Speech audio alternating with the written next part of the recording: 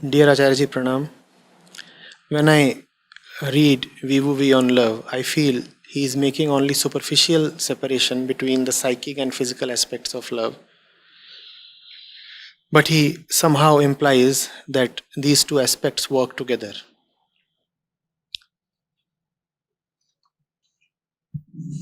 First kind of impersonal love he mentions about the lens being close to the source, which I see as being close to God or Guru.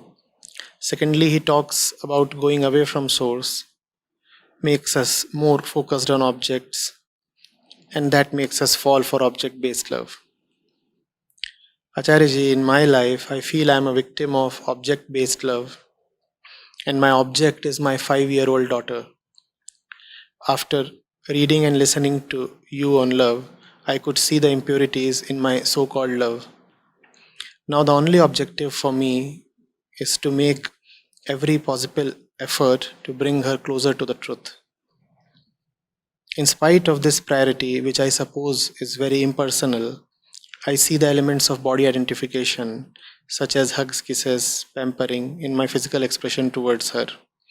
I feel I have a degree of attachment for her physical safety too, to which I always feel helpless against. VUV says to visualize the mechanism which enables us to live in harmony with these related forces. He has explained it taking a quadridimensional image or multiplication of the sphere, which I could not quite understand. Can you elaborate on this?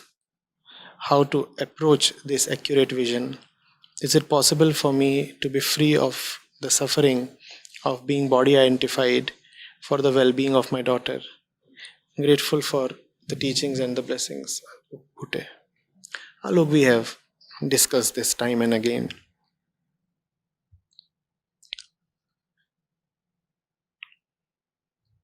First of all, the example relating to the sphere and the quadridimensional thing. We usually live in a world of 3 dimensions, of which the most obvious example is a sphere. So, the sphere pertains to a tridimensional perception, which is the characteristic of our brain and this universe both. This brain can perceive only a 3-dimensional world, and therefore the world is 3-dimensional for the brain. What is meant by a quadridimensional thing?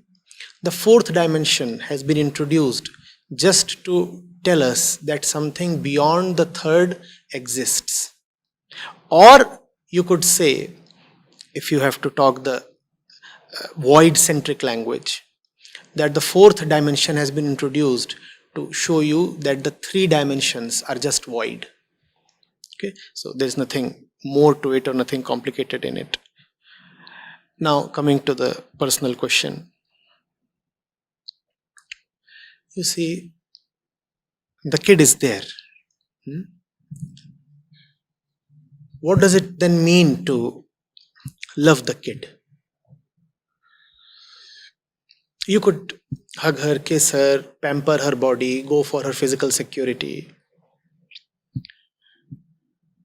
To what extent would that be good for her?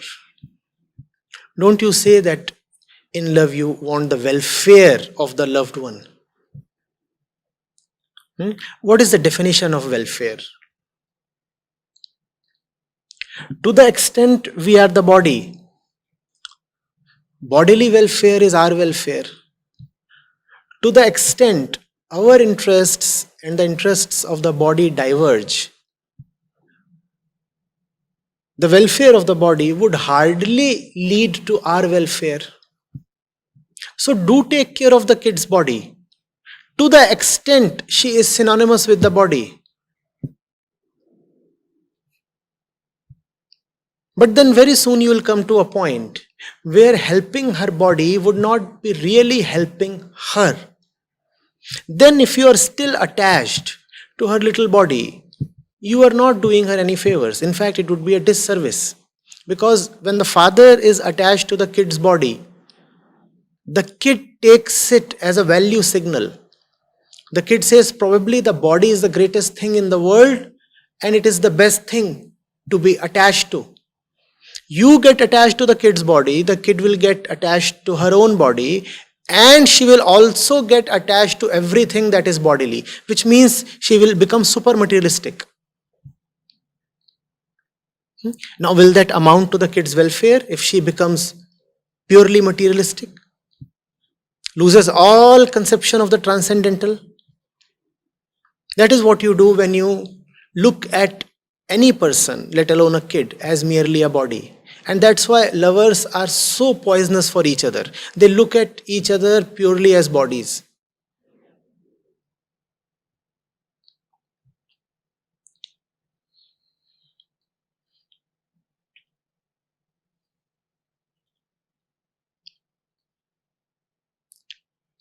It is a bit moving. There was this woman who had come to me.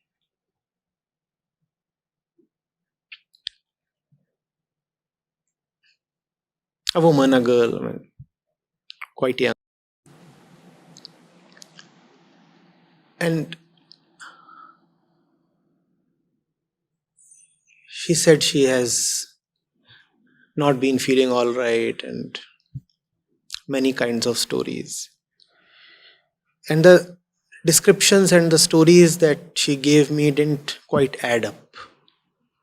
There was something missing. So I kept probing. And then she said, she has been in an affair since a long period, a few years. And the girl and the boy, the man, they decided to go out on a date and make out. And in the process of traveling and reaching that place, she fell ill. Quite ill. So she had fever. And the couple had come over probably only for a small period and probably only for one day, one night, that kind of a thing. And on that night, she developed some kind of a high fever.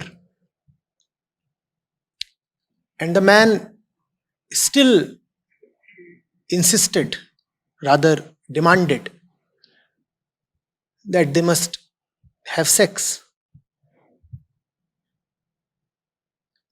And that incident happened and she started keeping unwell. And it had been months since she had been in such a condition.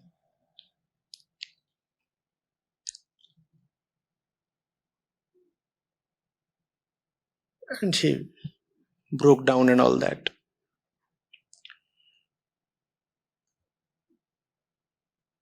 So it was both nauseating and moving. That's how lovers look at each other, often.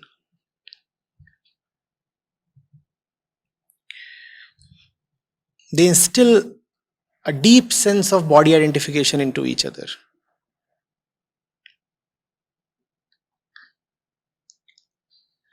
You can be an individual in your space, private space, but in front of your man, you have to be a woman. You cannot be gender neutral in front of your man. It becomes very difficult. And you are tremendously lucky if you can have such a man. A man who does not demand that you be a woman. Rarely found.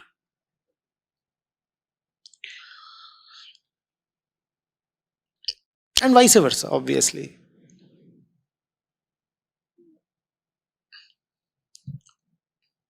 You can totally be free of your gender. You can just be an individual, a consciousness. But the moment the woman comes to you, you're obliged to be a man. Very difficult for the woman to look at you as a professional, as an artist, as a painter, whatever you might be. You might be the greatest scientist. Your woman comes to you and she looks at you as a man. Gone, finished. The scientist is dead. Only the man with his genitals remains.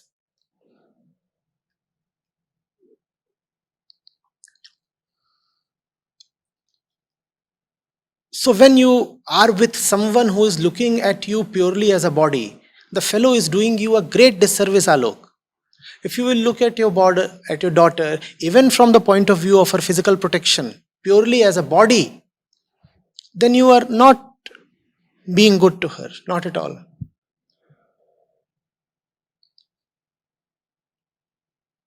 We are anyway born body identified. And then to make things worse, if we are with someone who is all the time asking, oh, how is your hair, beta? How is your hand, beta? Have you had lunch? Have you had dinner? Oh, the dress is looking so good on you, beta.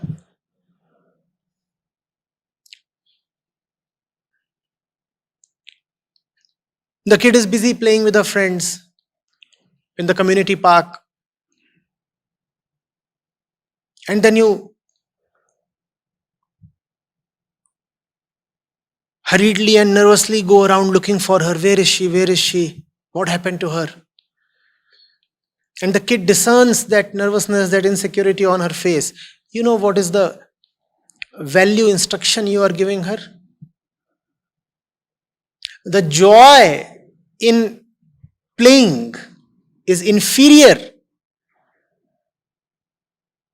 to the pleasure of physical security. What was the kid enjoying? The joy of playing. And you just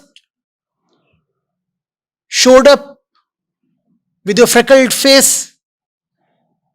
And what value perception did you just communicate? The pleasure of security is higher than the joy of free play. The daughter just received a very bad instruction. Don't do that. If you are a loving father, then bring greatness to her.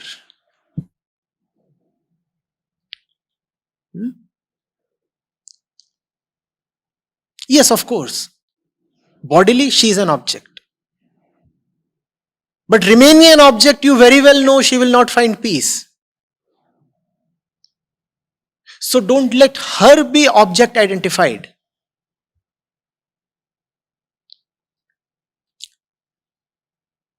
How to relate with someone? Not to further their body identification, but to relieve them of their body identification.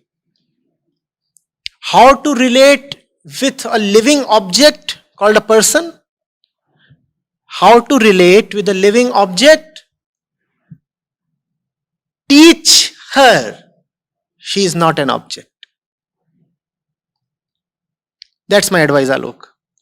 How to relate with a living object? Teach her she is not an object. That is the only service you can bring to her. That will be the only proof of real love. Turn the object into the universal subject. And that requires patience. You cannot do that overnight. She's so young, you can't bring Ashtavakra to her. You'll have to be very patient, very persistent, and very, very careful. Because it is through your actions, your life, that she will pick all the small signals.